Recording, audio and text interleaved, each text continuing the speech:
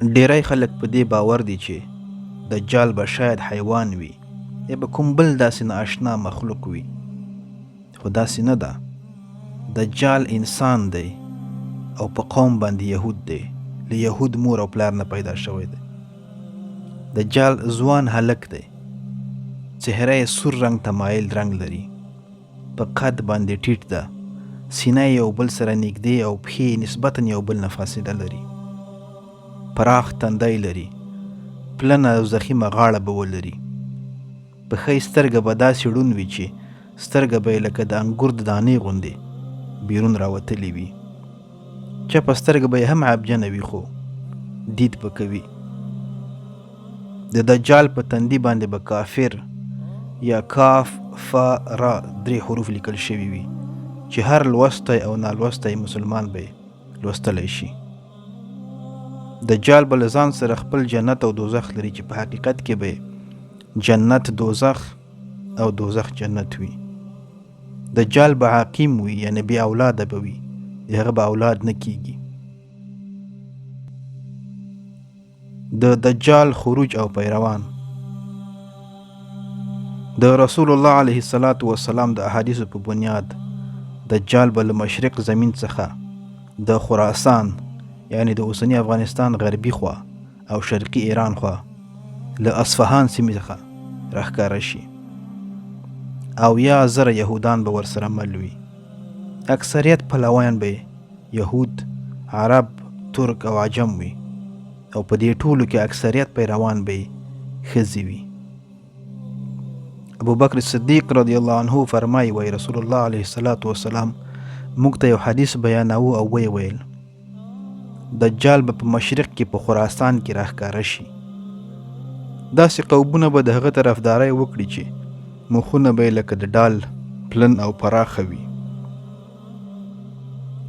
د دجال فتنه دومره خطرناکه ده چې سړی به کوشش کوي خپله میرمن، مور، لونه، خویندې او لورګانې به په کور کې بندي کړي تر څو د هغه له فتنې نه په امان کې پاتې شي او د هغه په فتنه کې واقع نه شي. خو د دې دومره فتنو سره سره به بیا هم الله جل جلاله مسلمانان پر دجال غالب کړي او دجال به د هغه له ټولو پیروانو سره ختم کړي. نواس ابن سمعان یو بل صحابي دی، د یو اوږد حدیث په یو برخه کې روایت کوي، وایي چې صحابه له رسول الله علیه السلام نه پوښتنه وکړه، ای د الله رسوله دجال په ځمکه کې څومره وخت پاتې شي؟ هغه ورته وویل 40 ورځې. یوه ورځ به یې د 1 کال په اندازه، 2مه ورځ به یې د 1 میاشتې په اندازه، 3مه ورځ به یې د 1 هفتې په اندازه، او پاتې نورې ورځې به یې ستاسو د ورځو په څیر عادي ورځ وي. پوښتنه ترې وشوه په ځمکه به د هغه سرعت په کومه اندازه وي؟ رسول الله علیه السلام ورته وفرمایل سرعت به یې لکه په طوفاني موسم کې د تیز باران په شان وي. دجال به یو قوم ته ورشي او هغوی ته به ووایي چې زما خدایي ومنئ، یعنی خپل خدایي ته به یې دعوت کړي. هغوی به هم پرې ایمان راوړي، بیا به خپلې غوښتنې ترې وکړي. دی به باران ته امر وکړي چې وورېږه، باران به وشي. ځمکې ته به امر وکړي چې حاصلات وکړي او شنه شي تر څو مالونه پکې وګرځي. بیا به دجال یو بل قوم ته ورشي او خپل خدایي ته به یې راوغواړي، یعنی هغوی ته به د خپل خدایي دعوت ورکړي، خو هغوی به یې دعوت رد کړي او د ده له خدایي نه به انکار وکړي. دی به باران پرې ودروي، حاصلات به یې ورختم کړي او خلک به له ډېرو مشکلاتو سره مخ شي، او د هغه ځای د ځمکې خزانو ته به امر وکړي چې راووځئ، خزانې هر څه به ترې له ځان سره یوسي. بېشکه دا د ټولو مؤمنانو لپاره ډېر لوی امتحان دی.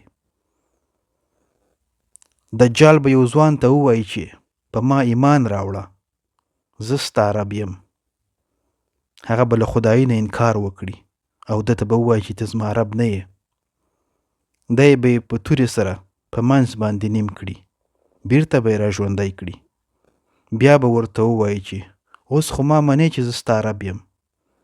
ځوان به ورته ووایي چې اوس خو زما یقین نور هم قوي شو چې ته زما رب نه بلکې دجال یې.